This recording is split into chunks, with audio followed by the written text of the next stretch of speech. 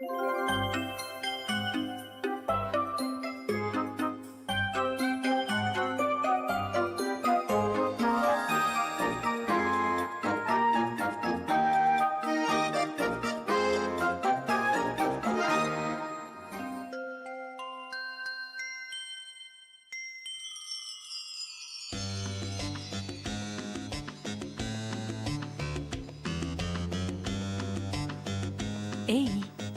hola.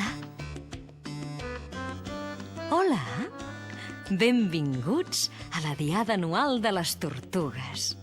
És una festa increïble. Han vingut tortugues de tot el món. Aquest tomàquet està boníssim.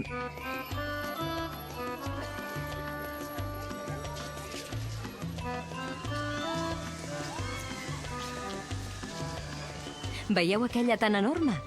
Doncs és la gran tortuga del Carib, que pot menjar-se 1 quilo d'enciam en 1 minut. I aquella petita com un mosquit? Doncs aquella és una tortuga de l'Amazones, que quan s'enfada canvia de color. Totes han vingut per divertir-se en aquesta fira que tenim muntada. Us deveu preguntar què celebrem, oi? Bé, doncs celebrem un fet insòlit, que una tortuga va guanyar una cursa a la llebre. Tot va començar un dia com avui, quan una tortuga que es diu Pepa va sortir a passejar perquè feia un dia fantàstic.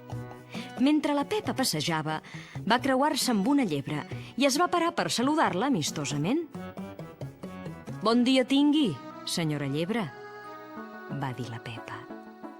Però la llebre no li va fer ni cas. La Pepa, que era molt amable, hi va insistir. «Bon dia, senyora llebre», va repetir. Davant tanta insistència, la llebre, que era molt presumida i fatxenda, va preguntar: «Què hi fas tu al bosc, tortuga?» «Passejo», va contestar la Pepa. «Passejo, va dir la llebre imitant la veu amb to burleta. «Com pots passejar amb aquestes cames tan curtes? Si no aixeques ni un dit de terra i tens la closca ratllada de tant arrossegar-la!» A la Pepa no li va fer cap gràcia que la llebre se'n fotés d'ella. No li agradava gens ni mica que se'n riguessin de les seves potes curtes. I sense pensar-s'ho 2 vegades, la Pepa va dir: «Sí, les teves potser són molt llargues i musculoses, però estic segura que si fem una cursa, la guanyo jo». Quan va sentir-ho, la llebre va posar-se a riure fins que li van caure uns llagrimots grossos com botons. No s'acabava de creure. La tortuga, l'animal més lent que coneixia, la desafiava ella, la llebre, l'animal més ràpid del bosc. «Ho dius de broma, oi, tortugueta? Com vols ser més ràpida que jo?» «No és cap broma. Tu digue'm on i quan vols fer la cursa, i jo hi seré com un clau». La Pepa hi va insistir tant i tant que finalment la llebre es va picar. «Jo no tinc la culpa que siguis una beneita. És problema teu. Mira, quedem aquesta tarda a les 6 en punt. La cursa serà des d'aquella olivera fins al pi que hi ha a l'altra banda del turó, d'acord?» «No hi faltaré», va contestar la Pepa. «I què ens hi juguem?», va preguntar la llebre. «Ens jugarem l'orgull de ser l'animal més ràpid del bosc». A les 6 en punt, la Pepa arribava a l'olivera on l'esperava la llebre.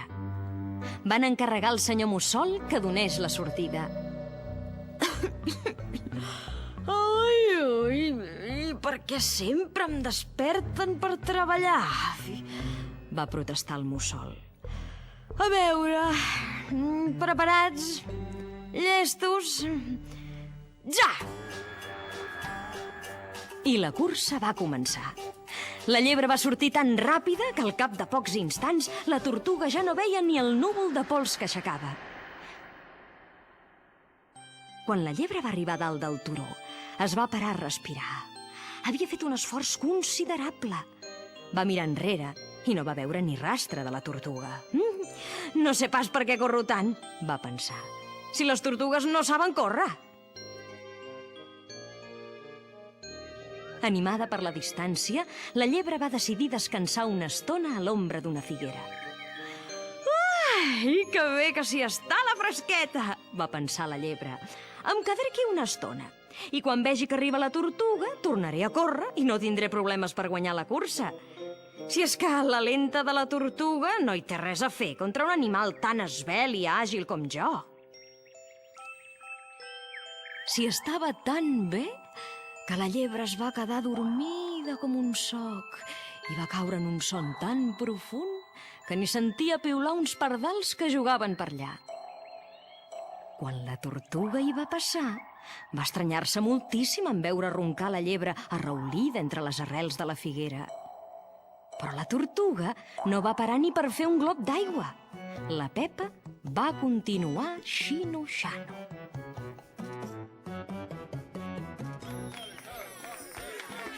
Al cap d'una estona, la tortuga arribava a la meta. Tots els animals que s'hi havien reunit van començar a cridar d'emoció i a exclamar hurres i vives. Hi havia el senyor ànec, l'eriçó i l'esquirol. «Visca la Pepa!»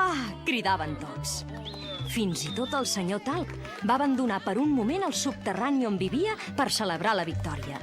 I la rateta va ser l'encarregada de donar-li un ram de flors. Incomprensiblement, la tortuga Pepa havia guanyat la cursa a una llebre arrogant que havia comès l'error de confiar-se excessivament.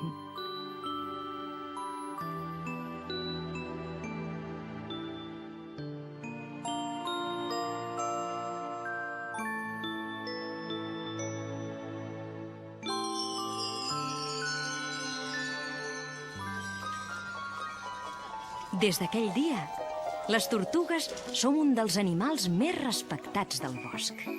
És famosa la nostra constància i per això cap llebre no s'ha atrevit mai més a tornar a desafiar-nos en una cursa. Doncs bé, ja que coneixeu la història de la gran cursa i per què les tortugues ens reunim un cop l'any per recordar-la, ara ens podem dedicar a divertir-nos una mica. I sabeu què farem? Doncs jugar a tirar pilotes a la llebre, que és la meva distracció favorita.